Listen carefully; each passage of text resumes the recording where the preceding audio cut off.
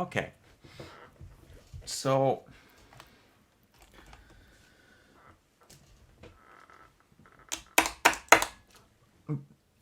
almost nothing happened in this episode. Almost. Like, outside of Aubrey Plaza showing up, almost legitimately nothing happened in this episode. This was one of those character-centric episodes, all about Alice, really. It was, but weirdly, we barely got anything about her either. This is a very.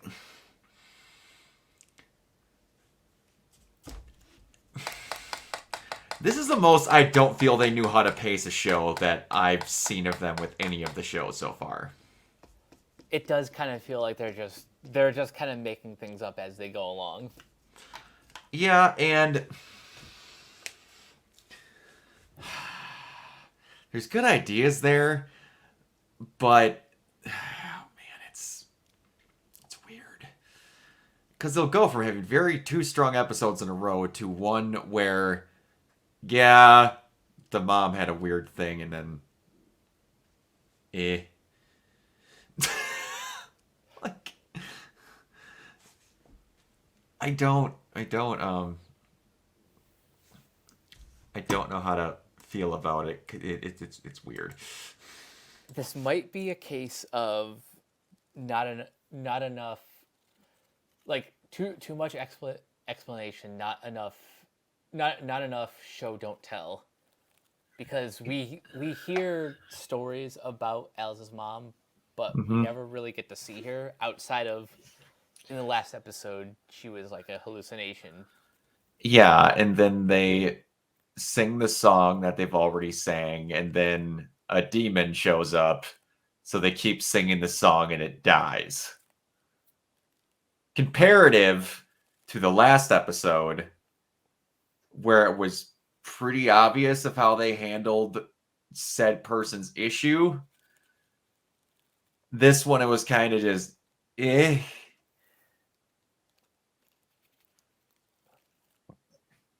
Like I did really like the performance of the ballad. In fact, Yeah, this is probably one of those shows where I wish they leaned even further into the musical element, because that could have set this show apart from even WandaVision. it could have. And I just hope that as this goes further along, they more realize what the show is. Because I thought they had it for a little bit there. And what I'm not getting, and so spoiler alert for anyone, give it like a minute and then turn it back on. The Funko Pop showed off that um, Aubrey Plaza's death. So in the speaker room, she talks about getting her bodies that she wants. Anyone who remembers why Thanos' original comic book thing, she likes, death because she's, death. And now it's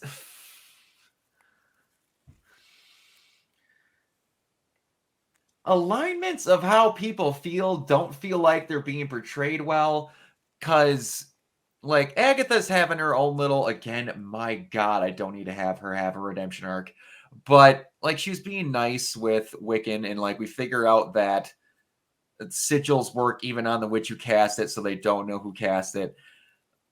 And then we get another green witch, which was Aubrey Plaza's character, and now they had the whole issue get down where got through, the curse got lifted or dealt with, and they're back out, and they save Wiccan, which everybody, sorry to break the spoiler for you, didn't think it was that big of a secret. There's literally a giant W on his lips. I mean, yeah. Um, and then she's mourned, talks about how she has a what did she say?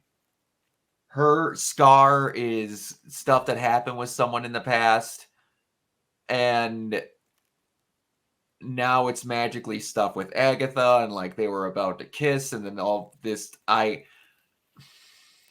This is feeling like ideas are not jumbling together well. Like I thought I knew what this show was last episode. It seemed like it had like that kind of rhythm, like each episode they go into a different house, and that's going to be their trials, and that is still true of this episode, but I don't know where the story goes from here. I don't either, and it seems like they're having 2 to 3 different shows at once. I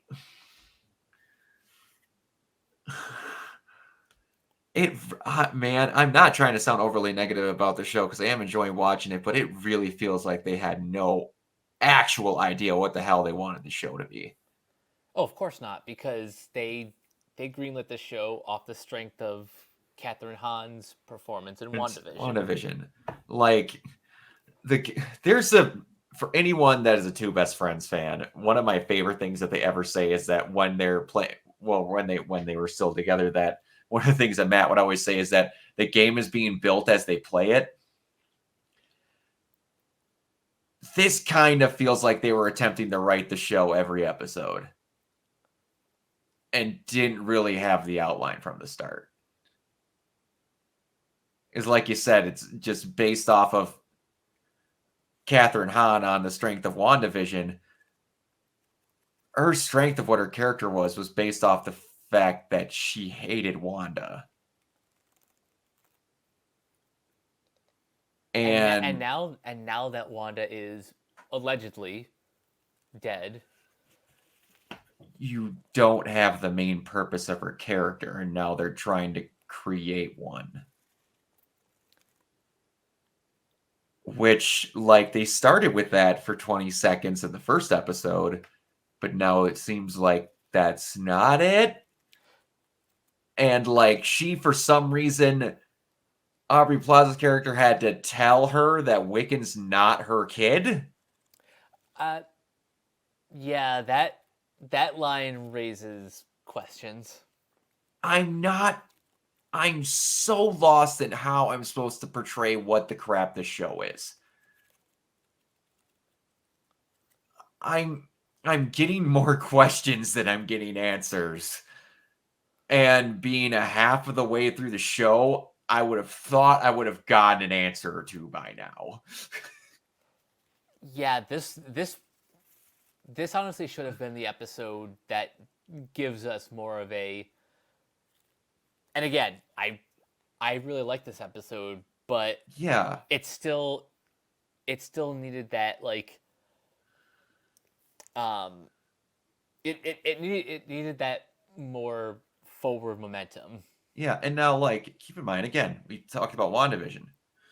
Most of the entire time that I was watching WandaVision, I had no idea what the end of that show was going to be or where it was headed, but it all felt like it was heading in a direction where you felt the same uneasy feeling the whole way through, and it didn't seem like it deviated from the theme or path of the show.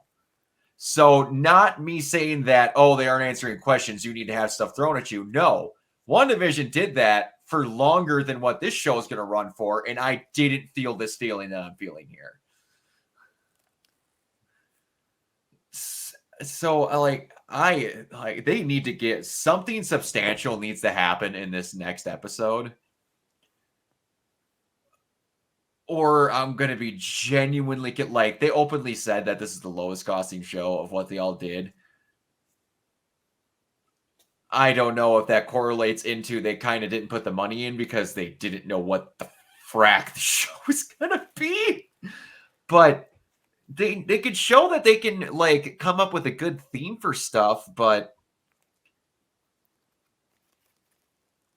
I went from what I had that feeling in the first episode to really good in the next two to getting back to what the first episode was.